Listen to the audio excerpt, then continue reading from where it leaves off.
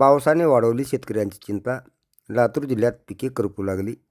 पावसाने ओढ दिल्याने लातूर जिल्ह्यातील शेतकऱ्यासमोर पुन्हा एकदा मोठे संकट उभे राहिले आहे.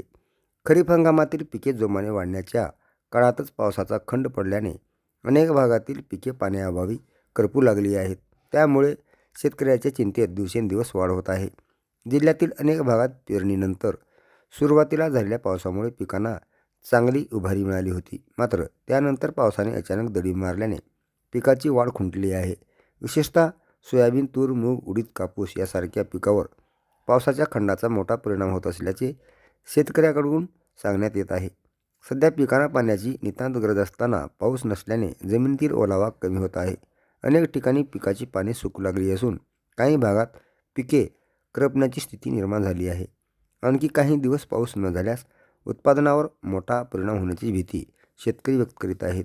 आधीच बियाणे, खते, मशागत आणि मजुरीच्या वाढत्या खर्चामुळे शेतकरी आर्थिक अडचणीत आहेत.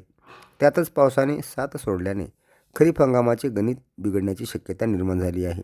त्यामुळे शेतकऱ्यांचे लक्ष आता आकाशाकडे लागले असून दमदार पावसाची प्रतीक्षा आहे. पिकांची पाहणी करून तातडीने उपाययोजना करण्याची मागणी शेतकऱ्यातून होत आहे. पावसाचा खंड वाढत असल्याने संबंधित यंत्रणांनी तालुकानिहाय पिकाची पाहणी करून परिस्थितीचा आढावा घ्यावा अशी मागणीही शेतकऱ्याकडून होत आहे. पिकाचे नुकसान झाल्यास शासनाने पंचनामे करून योग्य ती मदत व नुकसान भरपाई द्यावी अशी अपेक्षाही शेतकऱ्यांनी व्यक्त केली आहे. पुढील काही दिवसात समाधानकारक पाऊस झाला नाही तर लातूर जिल्ह्यातील खरीप पिकासमोरील संकट आणखी गंभीर होण्याची शक्यता आहे. त्यामुळे शेतकऱ्यांना आता केवळ पावसाचीच आस लागली असून वरुण राजाने लवकर कृपा करावी अशी प्रार्थना शेतकरी करीत आहेत.